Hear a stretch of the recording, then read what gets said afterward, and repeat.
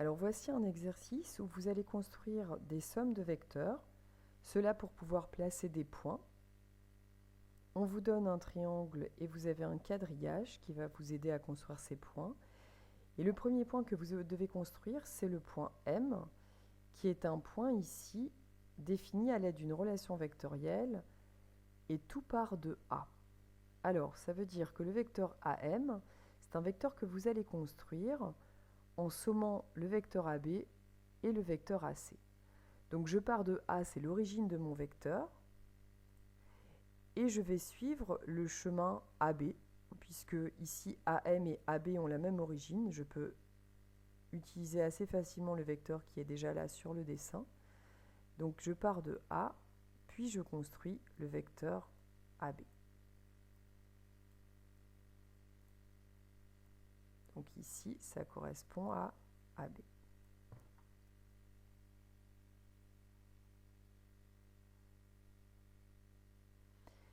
Ensuite, je dois, à partir de ce vecteur, enchaîner avec le vecteur AC.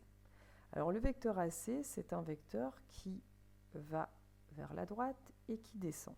Donc c'est ce vecteur-là que je vous montre. Et ce vecteur-là que je montre, eh bien, il va falloir que je le transfère et que je le fasse coulisser pour partir de l'extrémité ici de mon vecteur rouge. Donc à partir de cette extrémité, il va falloir que je construise un vecteur qui soit égal au vecteur AC. Donc en respectant, je vais vers le bas et je vais vers la droite.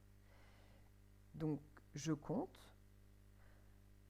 Horizontalement, j'ai un décalage de 5 carreaux vers la droite et verticalement de 3 carreaux vers le bas. Donc horizontalement, j'ai un décalage de 5 carreaux horizontalement vers la droite et 3 carreaux verticalement vers le bas.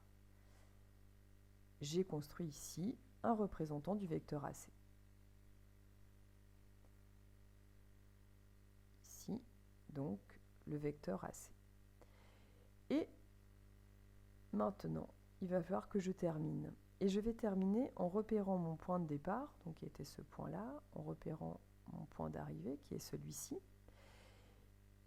Je peux construire le vecteur point de départ, point d'arrivée, et ça correspondra à mon vecteur AM, mon point de départ étant A, et mon point d'arrivée, c'est donc le point M. Alors ce n'est pas ici la somme qu'on me demande de tracer, c'est bien le point M, et c'est ce que j'ai fait, donc le point M est placé. On recommence pour le point N, cette fois-ci BN, donc vous savez que le vecteur BN va être égal à la somme BC plus BA. Alors BN, ça veut dire que l'origine ici de ce vecteur, ce sera le point B. Et je pars de B, il se trouve aussi que dans BC, l'origine est B.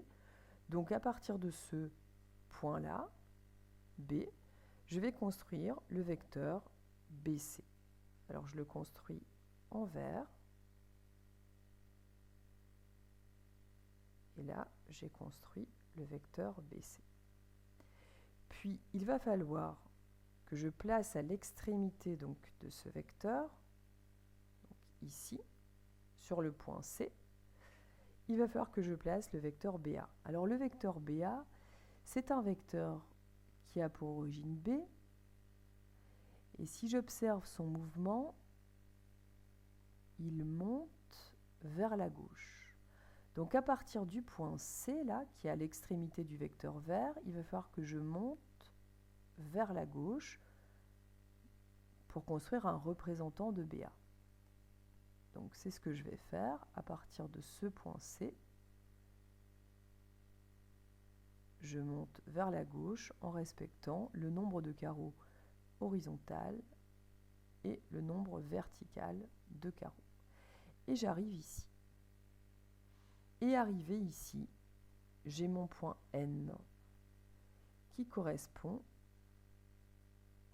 au point final du déplacement. Donc ici, c'est mon point que je place. Ça, c'est N. Donc le point N en vert. Le dernier point que vous allez devoir placer, c'est le point T. Une relation un petit peu plus courte, puisque cette fois-ci, c'est une relation opposée. Le vecteur CT va être égal à moins AB. Alors CT, on sait que le point C est ici. C'est l'origine de mon vecteur. T, je ne sais pas où il est, mais je sais que CT doit être égal à moins AB. Alors il se trouve que moins AB, on peut aussi l'écrire autrement. On peut l'écrire BA, d'après le cours. Le vecteur BA, on en a déjà parlé tout à l'heure, c'est un vecteur qui monte vers la gauche. Cela veut dire qu'ici, à partir du point C, puisque c'est l'origine de mon vecteur, CT, eh bien il va falloir que je monte vers la gauche. Donc, je vais le faire dans une autre couleur.